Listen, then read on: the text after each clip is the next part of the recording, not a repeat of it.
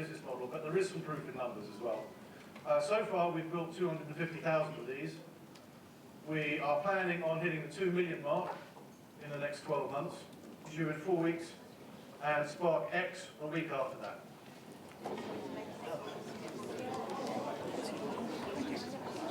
Product, which is customers. And many small entrepreneurial companies.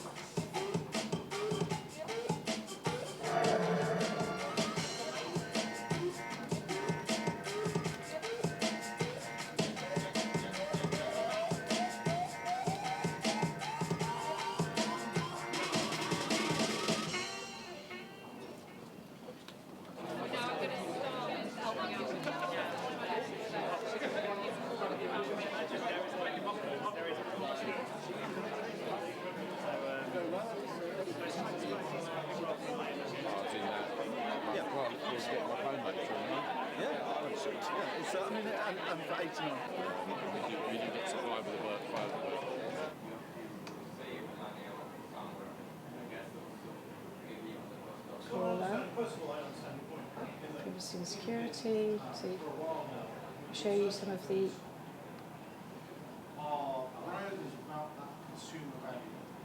Gone are the days of paying crazy amounts for the highest end of mobile phones.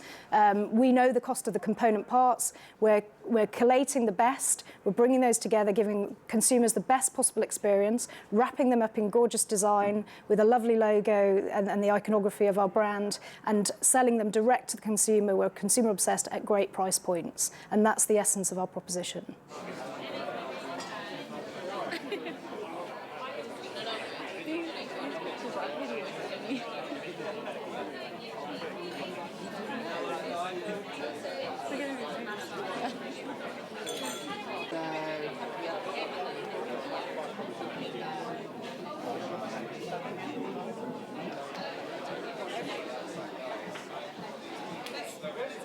You've got Airbnb, Uber, even in the world of investment with Kickstarter, we're seeing these disruptive models come in where low-cost organisations are driving true consumer value by focusing on what the actual consumer wants rather than the route to market. That's where the differentiation is coming. We're seeing the mobile landscape change. Gone are the days of fixed contracts, very, very expensive devices. People have to sign up to 2-year contracts to afford the devices in the first place. There's no need to pay that. You can have a great experience at a low cost, and low cost doesn't mean a poor experience or low value.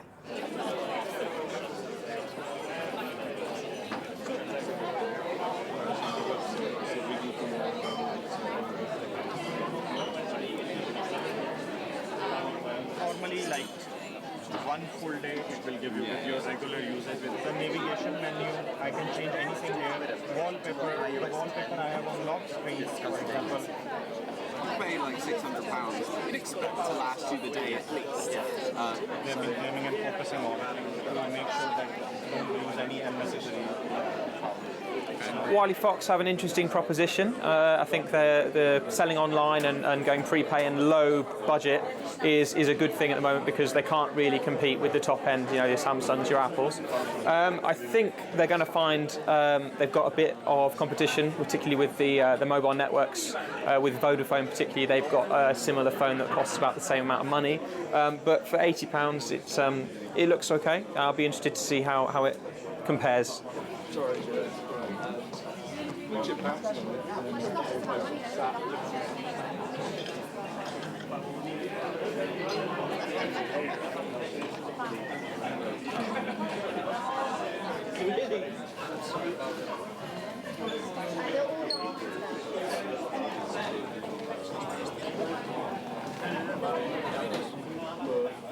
We're serving a European population and we're sourcing our component parts internationally from Asia, etc., and our software from the US. So we've kind of got a leg in every camp. I guess what we need to focus on is what does the consumer want? What does the European consumer want?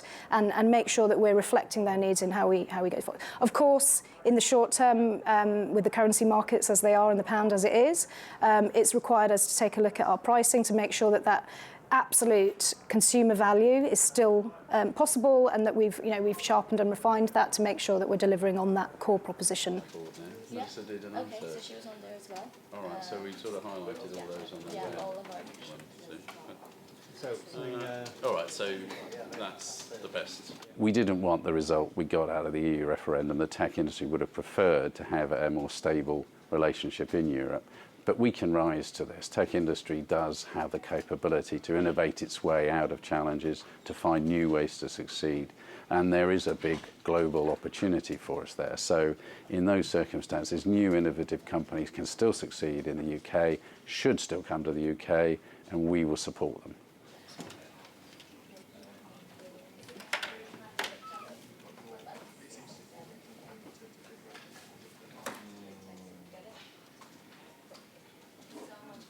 What we have heard is people thinking and considering maybe putting investment decisions into a bit of a longer time frame, perhaps trying to work out exactly what's going to happen. Clearly the thing that's happening with the pound and currency has pros and cons for people looking to invest here. And so there's a lot of people thinking about things at the moment, trying to work out what their customers are going to do and then make the balanced judgment. So it's important if the UK gets its policies right, gets encouragement to innovation, still is open, starts to trade actively with the rest of the world as well as Europe, we can still succeed.